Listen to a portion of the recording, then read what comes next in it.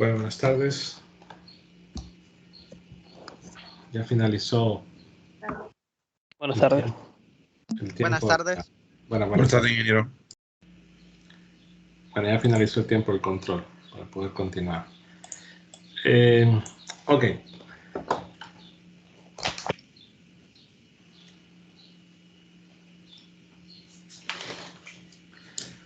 Una de las cosas que se debe resaltar del capítulo 1 es brindar, el objetivo es brindar ciertas herramientas conocidas en su mayoría, pero que en algún momento pues se van a necesitar a lo largo de todos los capítulos. No es que en todos los problemas que vienen se debe comprobar el teorema de Stokes, se debe usar el teorema de divergencia. No, son herramientas a las que se van a recurrir eventualmente. Quizás la gran diferencia que se va a tener con respecto a física 200, porque repito, ley de Coulomb y campo eléctrico a nivel teórico y nivel básico lo estudiaron ustedes en 200, y como es requisito se va a partir de que ese conocimiento lo tienen o lo deben recordar, pero quizás el tipo de cálculos o las integrales, particularmente las geometrías que vamos a tener en las distribuciones de carga, es lo que va a generar un poco la diferencia. Considero particularmente que a nivel de 200, los ejercicios en su mayoría que se hicieron, tanto de ley de Coulomb y de campo eléctrico o inclusive de potencial, fueron considerando cargas puntuales. Es decir, interacciones entre cargas puntuales. 2 cargas, 3 o más, etc. Quizás el trabajar con cargas puntuales no va a ser un fenómeno de interés aquí. Quizás el trabajar con una carga puntual y otra cosa, pero no con un sistema únicamente de cargas puntuales. Yo al menos descarto eso, aunque en el libro hay ejercicios, pero no forma parte ya del contenido el trabajar única y exclusivamente con cargas puntuales. Entonces, el capítulo 2 y el capítulo 3, como ya lo había comentado, se ven, yo suelo verlos de un solo. La diferencia, como todos saben, es mínima. Simplemente paso de considerar 2 cargas a considerar una, o 2 distribuciones a considerar una, para hablar de un campo eléctrico. Entonces, bueno, en 200 ustedes hicieron un resumen teórico, ¿no?, de lo que significaba que un objeto tuviese carga eléctrica, es decir, los fenómenos por cual podía haber una transferencia de electrones, particularmente de un objeto a otro, ya sea por flotarse, para ciertos tipos de material, pero uno de los fenómenos que se debe recordar es que la carga está cuantizada. ¿Qué significaba eso?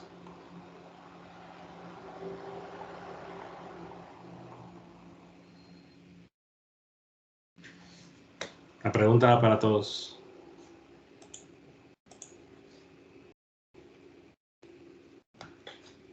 Usualmente tenemos como que la carga Q sin valor, así.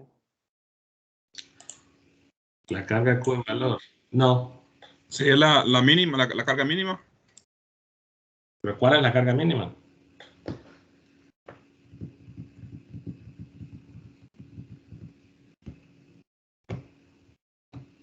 ¿Cuál es la carga mínima? O sea, si esa es su respuesta, no. Sería un electrón o algo así. No recuerdo sinceramente mucho del...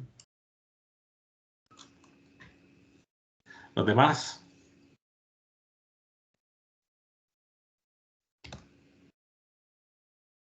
Algo así como que ya se conocen los valores de las cargas, como la del electrón, por ejemplo, la del protón, que es mínima. No. Coincide con... ¿Perdón? Sí, bueno, eso es lo que dijo el compañero. Tiene algo que ver con el electrón, pero no. Recordemos que, o sea, si nosotros tenemos 2 objetos que por alguna situación, ¿no?, uno puede transferir carga. En realidad, lo que cuando es una situación por frotamiento, lo que normalmente se transfiere son electrones. Entonces, si yo tengo que aquí de este objeto, imaginemos que estaban neutros, que tenían la misma cantidad de electrones y de protones, pero de este objeto de alguna forma le transfiere dos, lo voy a poner así, electrones.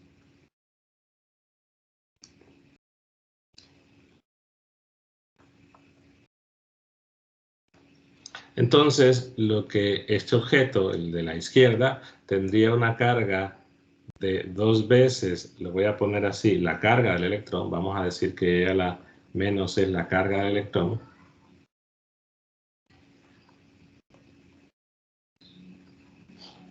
Y el otro pues tendría una carga 2,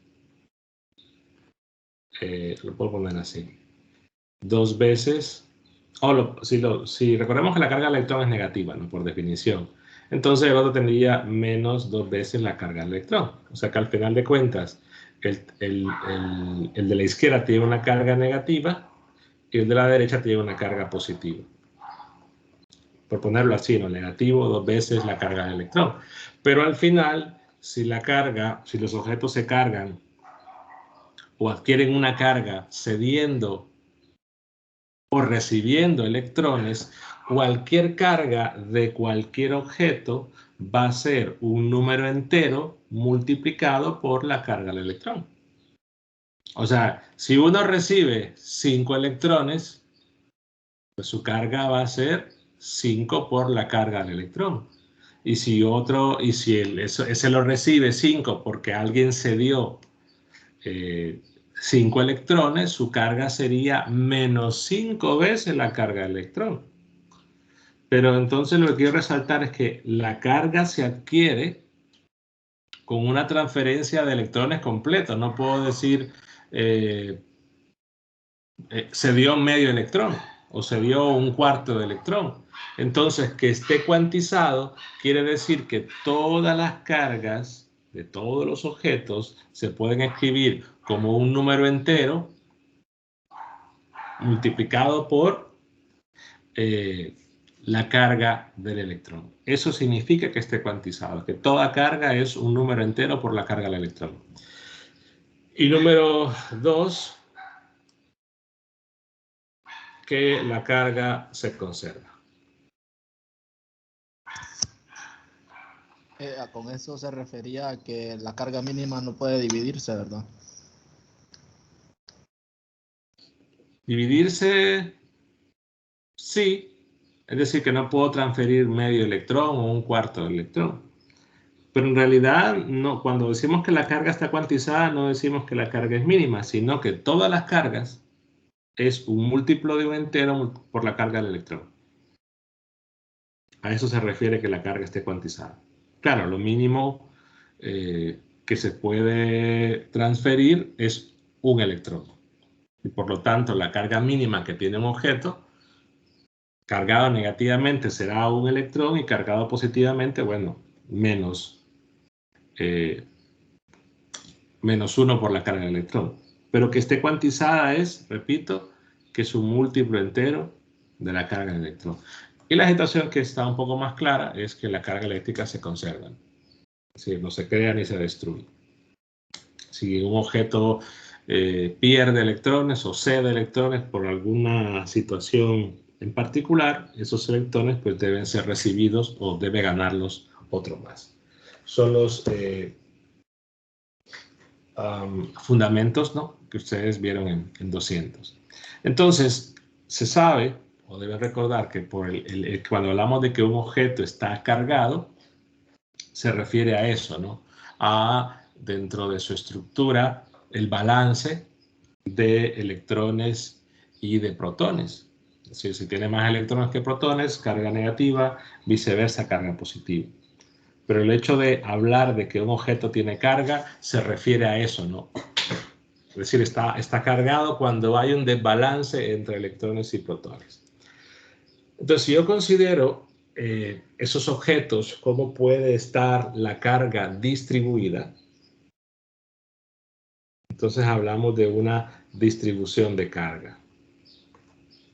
Entonces ya se dijo, un objeto se carga o tiene carga cuando hay un desbalance entre los electrones y protones, pero esa carga puede estar acomodada, distribuida o en un arreglo geométrico diferente, en el sentido que yo puedo decir que tengo una carga puntual, o sea que estoy considerando que esa carga está concentrada en un solo punto. Puedo decir que tengo una distribución lineal de carga, que tengo una distribución superficial de carga y que tengo una distribución volumétrica de carga.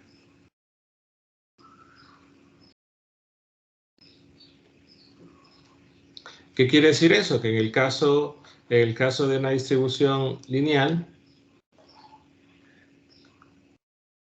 tengo la carga repartida, distribuida a lo largo de un objeto que tiene una sola dimensión.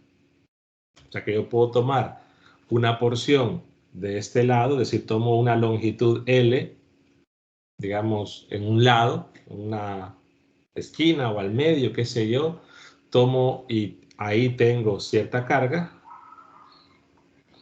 y puedo tomar otra porción de una longitud, voy a ponerle L1 y L2 y ahí tengo cierta carga.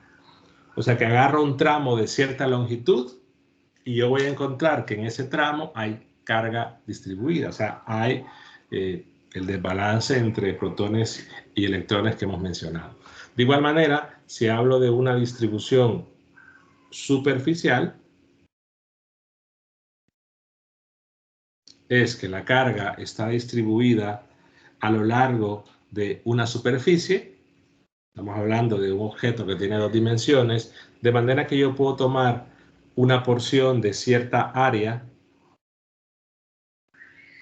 corto un tramo o una porción de cierta área y obtengo que ahí hay cierta carga, obtengo o corto otra porción de cierta área y obtengo carga en esa parte.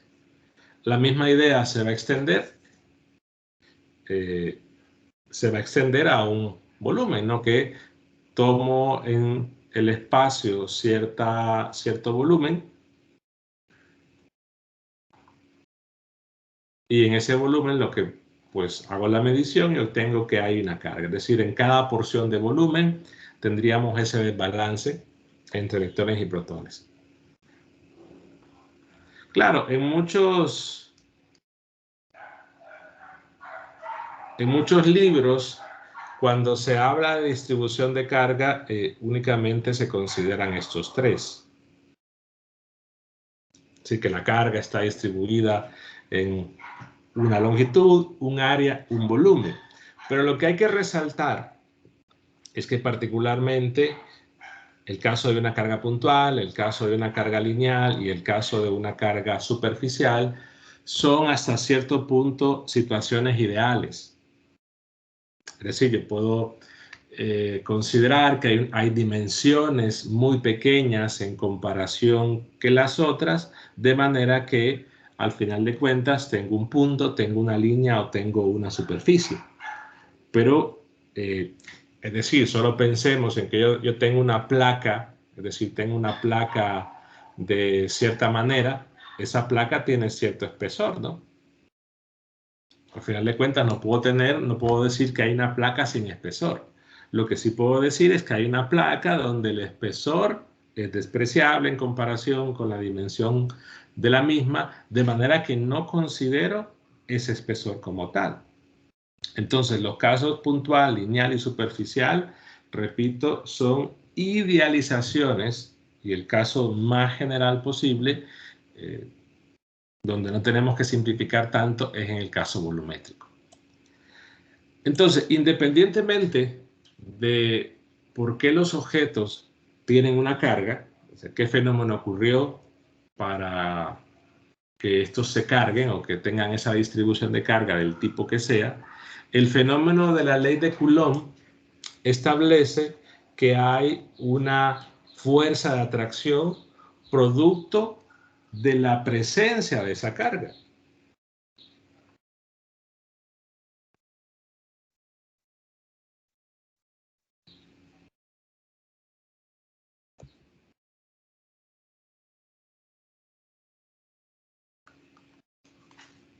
Recordemos que la definición de fuerza es el resultado de la interacción entre dos objetos. Y en este caso, la interacción se debe al hecho de poseer carga.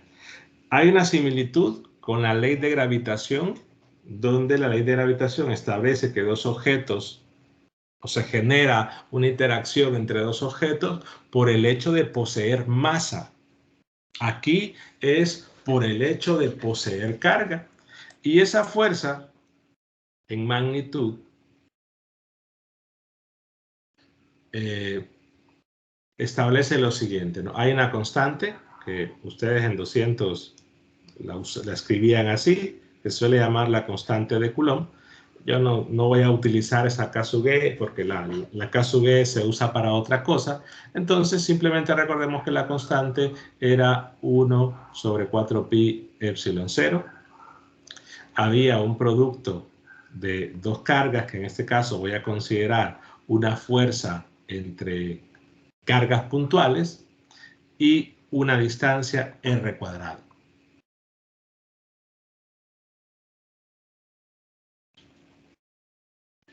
Donde r al cuadrado es la distancia que hay entre las dos cargas.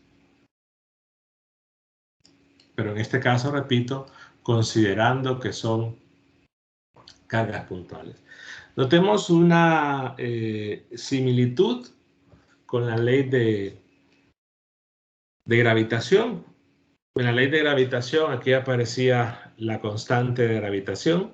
En vez del 1 sobre 4pi epsilon 0 aparecía la G mayúscula, constante de gravitación. Y en las cargas, en vez de las cargas, aparecía el producto de las masas.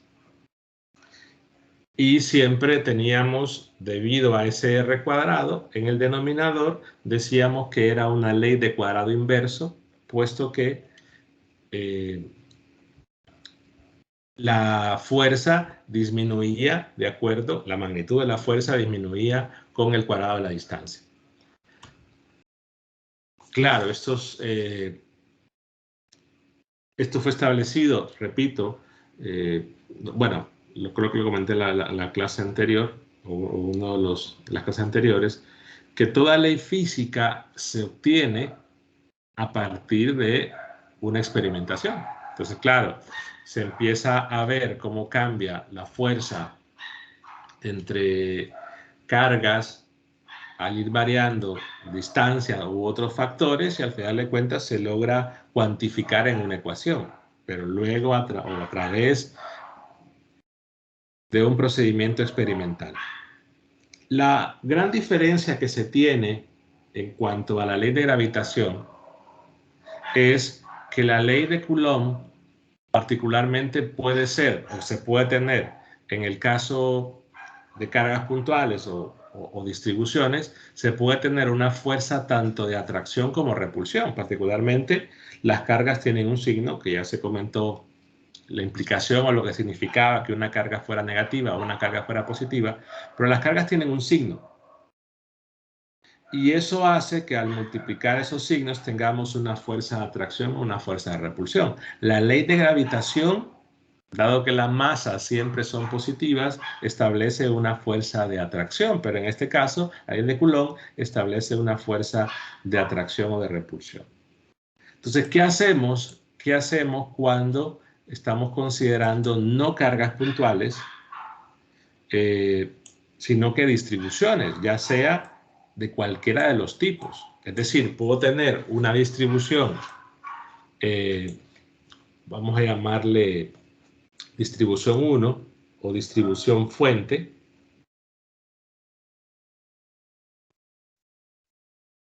Voy a utilizar la letra D para distribución, que puede ser superficial, puede ser lineal, podría ser una carga puntual. Lo que sí, repito, las dos no van a ser cargas puntuales a la vez. O es una o la otra.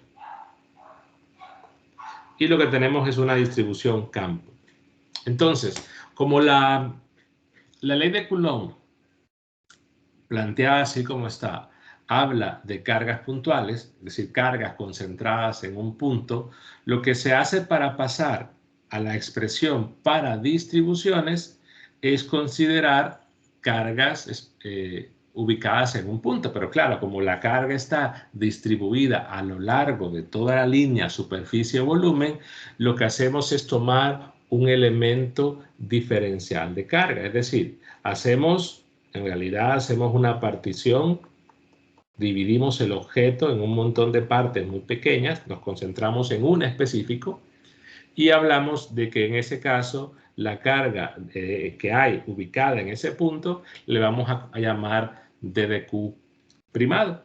El primado aquí nos representa, y creo que ya lo he comentado cuando hablé de un vector de posición, no representa una derivada, sino que hace referencia a la carga que hay en el elemento fuente. Le podría poner DDQ1 y llamarle DDQ2, pero la notación que voy a usar es la de Wagner, donde tengo DDQ primada, y de igual forma en el otro objeto hago una partición en muchos elementos, ya sea elementos de línea, si la distribución es superficial, elementos de área, si la distribución es volumétrica, y elementos superficial en el segundo caso, y elementos de volumen, si la distribución es volumétrica. Entonces tengo el elemento diferencial de carga de campo.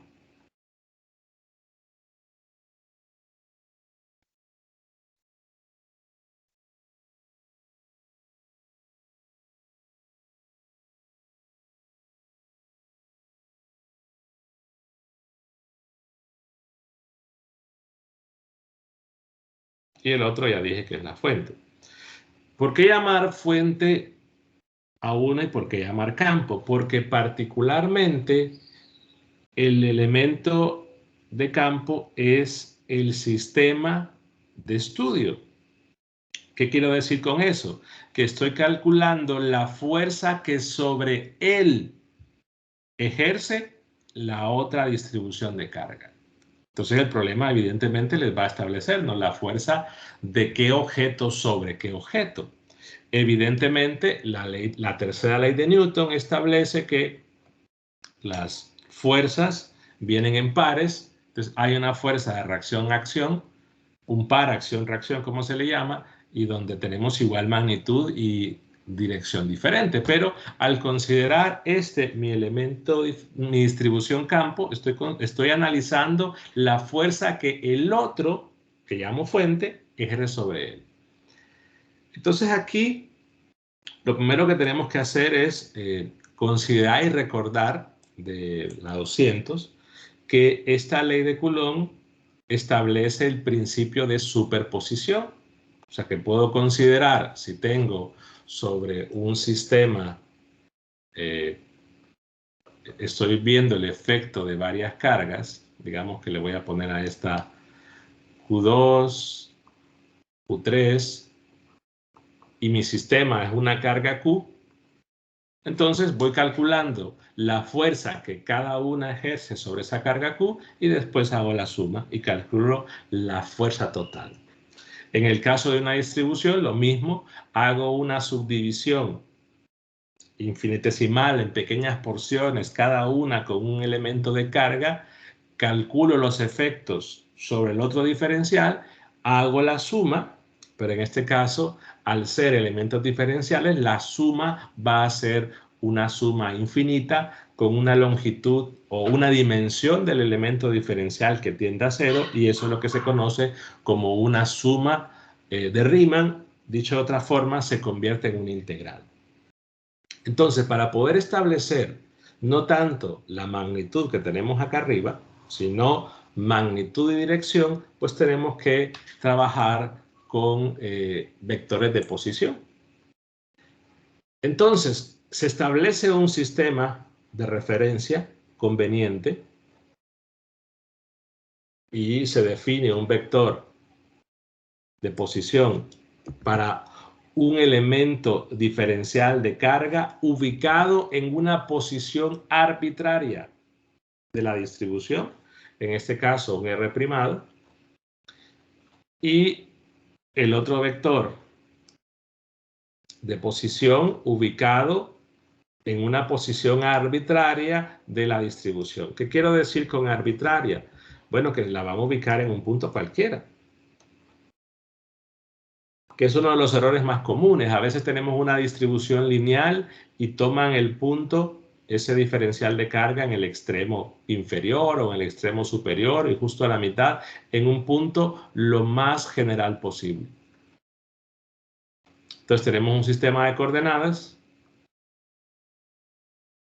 y hay un vector de posición relativo entre los dos diferenciales de carga, y en este caso es el que vamos a llamar R mayúscula, o como lo llamamos antes, vector relativo, que es un vector que va del elemento fuente al elemento campo, en esa dirección. ¿Quién me define, repito, quién define cuál es el elemento campo? Bueno, es la distribución que me están pidiendo que calcule la fuerza que actúa sobre ella. Entonces puedo establecer la fuerza. En primer lugar, un diferencial de fuerza, ¿no? Si solo considero esos dos elementos diferenciales, pues sería la constante de Coulomb, 1 sobre 4pi epsilon 0, el diferencial de carga normal, el diferencial de carga primado, el vector R al cuadrado, y aquí tenemos un R unitario.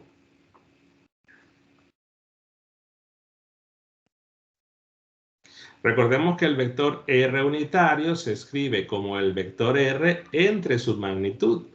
Y si nosotros reemplazamos esta expresión acá, lo que nos quedará entonces es 1 sobre 4pi epsilon 0 d de q primado sobre R al cubo R vector.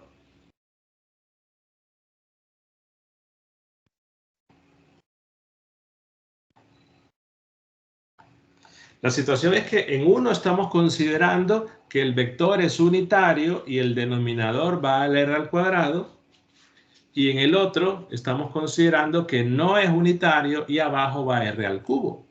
Entonces la pregunta que suelen hacer en muchos casos es: ¿por qué en uno coloco R cuadrado y por qué en otro coloco R cubo? Por la razón que estoy explicando. Normalmente, y van a ver que es más fácil trabajar con esta, aunque es simplemente reemplazar el R unitario,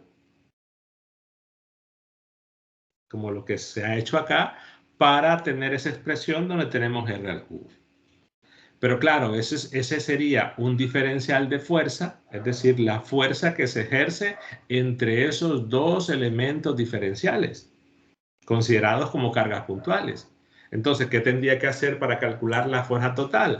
Basar o aprovechar el principio de superposición. Entonces le voy a poner así: la fuerza que la distribución ejerce, la distribución fuente, le voy a poner D primado, ejerce sobre la distribución campo. Entonces ahí estoy indicando cuál es el sistema de análisis. Es igual a una integral por cada distribución. Es decir, tendría que hacer la suma para todos los elementos diferenciales de la distribución fuente y la suma de todos los elementos diferenciales para la distribución campo.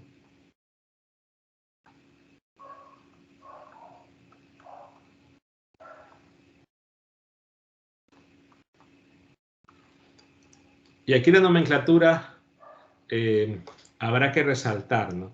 El hecho que estoy diciendo que debo hacer una integral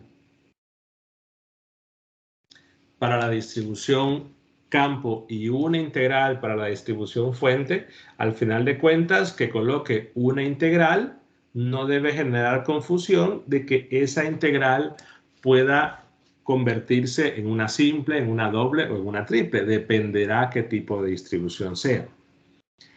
¿Cómo así?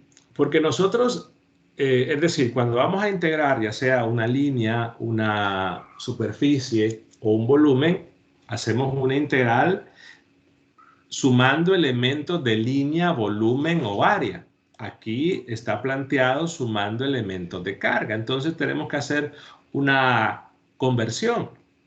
En el sentido es que la integral se debe convertir en una integral de dimensión, no sumar carga, sino que ese diferencial de carga pasarlo con una equivalencia a longitud, área, volumen.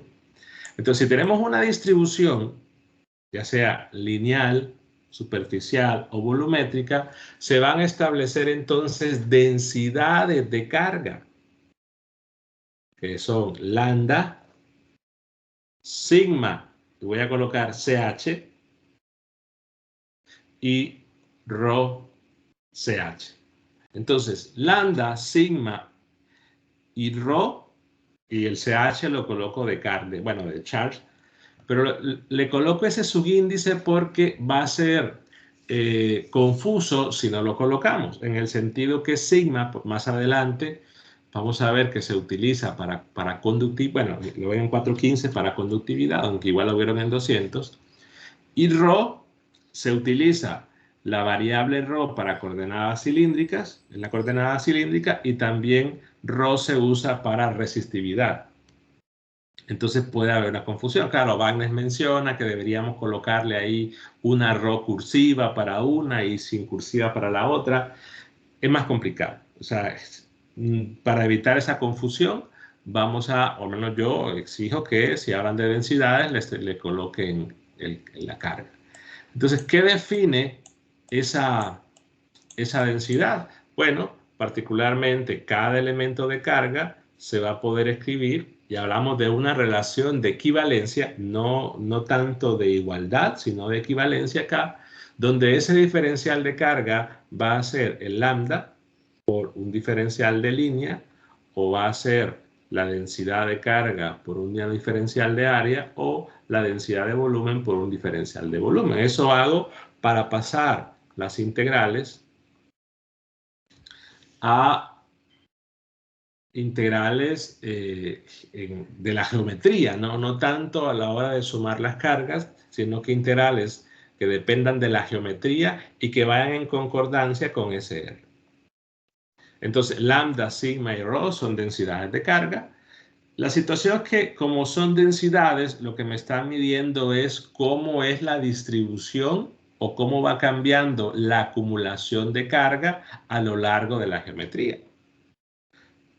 Es decir, tengo una línea y yo voy viendo en este lado, en una cierta porción, cómo es la carga respecto a otra porción. Es decir, hay más carga en el lado derecho, hay menos carga en el lado izquierdo. De igual forma, en un volumen, en una superficie, ¿de qué forma se está distribuyendo la carga? Lo mide justamente esa densidad de carga. Particularmente, si tenemos un problema de densidad constante, porque la densidad, en primer lugar, puede ser constante, pero también puede ser variable. Entonces, lo que está diciendo es que la carga está uniformemente distribuida.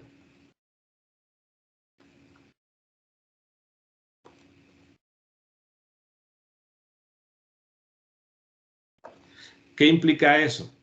Si vamos a la imagen anterior, en que si yo tomo, por ejemplo, en el caso lineal, tomo dos porciones de donde sea, en el extremo izquierdo, en la mitad, pero si son dos porciones y tienen la misma longitud, la carga va a ser igual. O sea, densidad constante quiere decir que si tenemos misma dimensión, tenemos misma carga. dos porciones de igual longitud, pues van a tener la misma carga independientemente de donde estén colocados. Si tengo en el caso superficial dos porciones de la misma área, pues van a tener la misma carga. Y en el caso volumétrico, si tomo dos porciones con el mismo volumen, entonces vamos a tener la misma carga, igualmente distribuida. Si la densidad no es constante, pues quiere decir que eso no va a ocurrir. Puede tener porciones que tengan la misma dimensión, pero al calcular su carga nos damos cuenta que no es igual. Entonces habrá que diferenciarlo.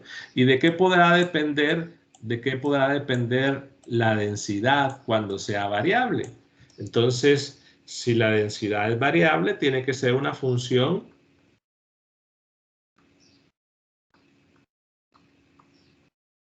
Entonces tiene que ser normalmente una función de la posición.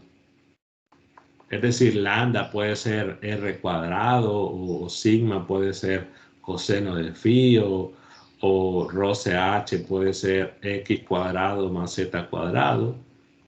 O sea, lo que estaría diciendo es para cierto origen, es decir, si hay una distancia r, si hay un ángulo phi, si hay una variable x, tiene que especificarse de dónde se miden esas variables. Normalmente se da el origen y así nos estaría diciendo cómo va cambiando respecto a la posición, pero dado por esas variables en cualquier sistema de coordenadas.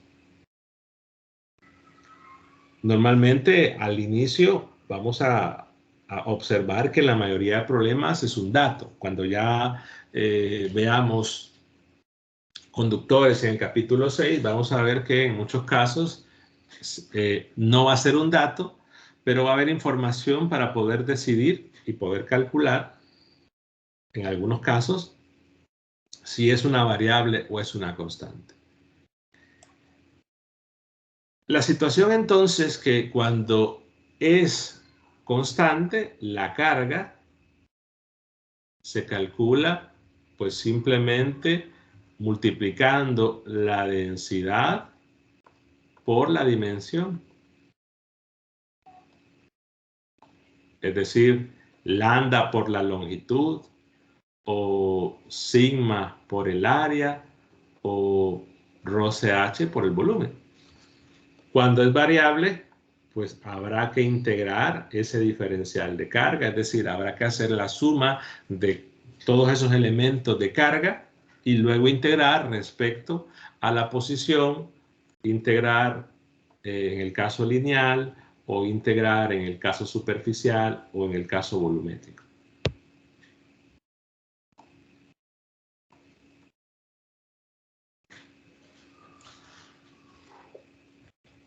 Pero la mayoría quizás bueno, no hablo de ustedes, hablo de periodos anteriores, la mayoría comete este error de decir carga, densidad por dimensión, pues únicamente si la carga es constante, ¿no? Perdón, si la densidad es constante. Que puede decirlo textual, densidad constante o carga uniformemente distribuida o hay una distribución uniforme de carga. Son palabras que suelen utilizarse para decir que la densidad es constante. Regresemos acá. Notemos entonces que esas integrales sobre las distribuciones al final se convierten en integrales de línea, superficie o volumen. O sea, sobre alguna dimensión. Entonces dependerá de nuestra escogencia de ese diferencial de línea, de ese diferencial de área o ese diferencial de volumen para ver si esas integrales sobre cada distribución se convierten en integrales dobles o triples. Por ejemplo, si la distribución D es una distribución volumétrica y tomo un diferencial lo más simple posible, entonces puede que se convierta en una integral triple. Y poniendo como ejemplo, si el caso de la distribución primada es una superficie y selecciono el diferencial de área de cierta forma, entonces al final de cuentas se convierte en una integral doble. El peor de los casos sería cuando sean dos volumétricas. Una de ellas también podría ser una carga puntual. Y evidentemente, si una de las dos es una carga puntual, la integral desaparece y el diferencial de carga específico para eso se convierte únicamente en carga puntual, sea cual sea.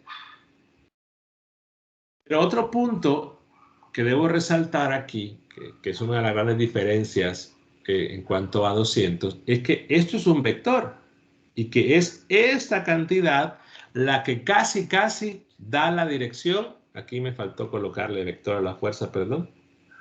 Es ese vector de posición el que casi da la dirección del vector fuerza.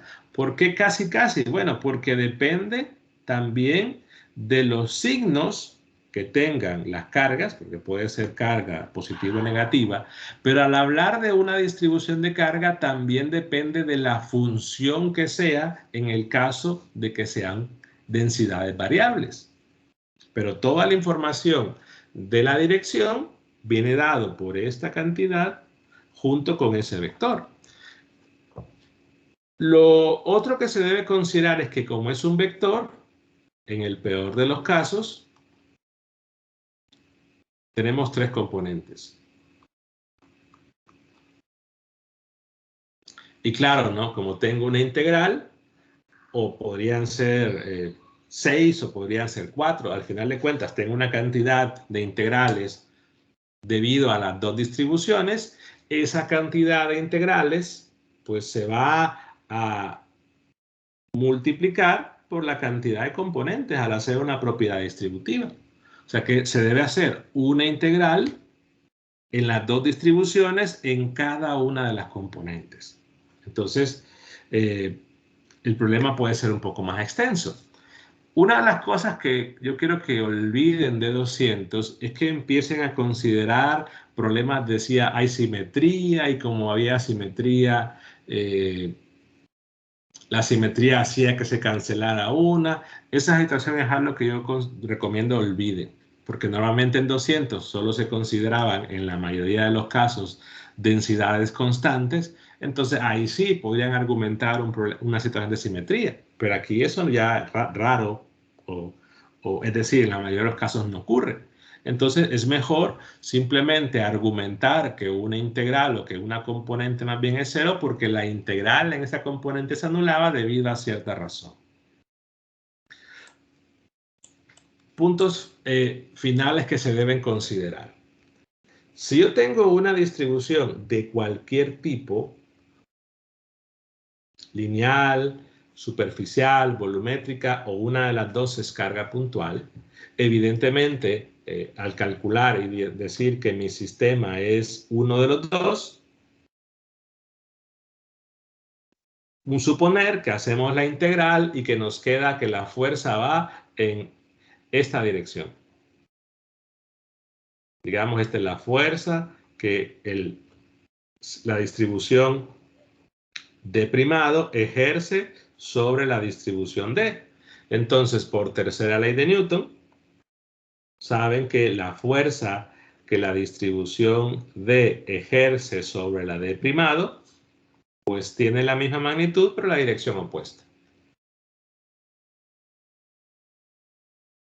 Segundo, como si considero un único sistema, que es el sistema D, si ese es mi sistema y estoy midiendo las fuerzas que él se ejercen y tengo otras distribuciones, pues voy calculando una por una la fuerza que cada distribución ejerce sobre la distribución sistema y luego voy sumando. Principio de superposición.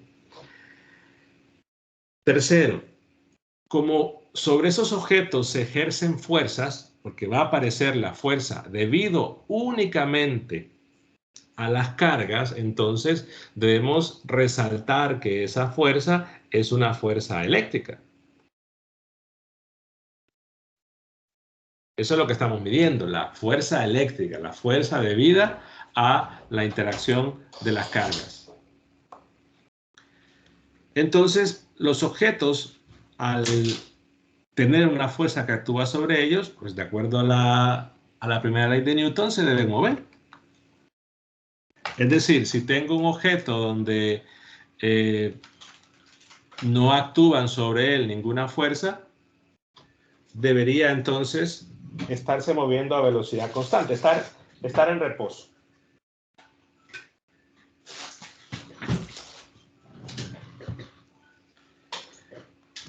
Pero aquí sí, por ejemplo, si yo digo que actúa esa fuerza sobre él, se debería mover, porque no hay otra fuerza. Consideramos que que no vamos a tomar en cuenta otra interacción, nada más, al menos en lo que tenemos en pantalla, por la presencia de carga. Entonces, para que no se mueva, tendría que haber ahí lo que llamamos una fuerza mecánica. Para simplemente decir que las distribuciones no se van a mover una respecto a otra, que estamos considerando cargas estáticas, cargas que no están en movimiento, y para eso pues tendría que haber una fuerza mecánica sobre cada una.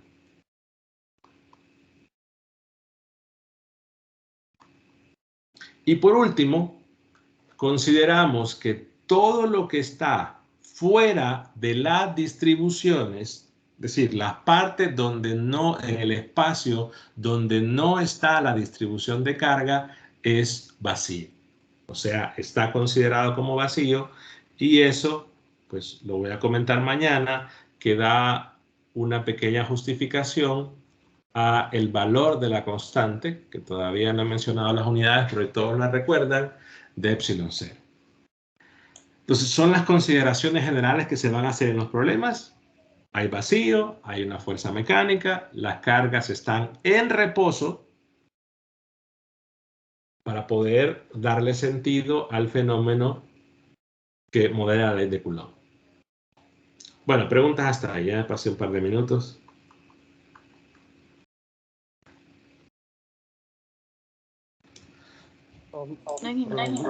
Ninguna.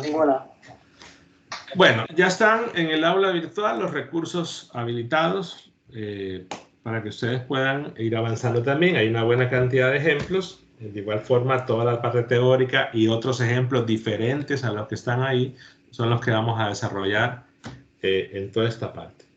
Bueno, si no hay preguntas, pues nos vemos mañana. Que pasen buenas noches. Disculpe, Lick. Dígame. Se van a utilizar en la parte del diferencial de fuerza, vamos a utilizar el R al cuadrado y el R al cubo, los dos, o es que yo me perdí cuando usted habló que era unitario y no era unitario. Pues podemos dar lo que ustedes quieran. Cualquiera de las dos. Sí. Pero es que, Bueno.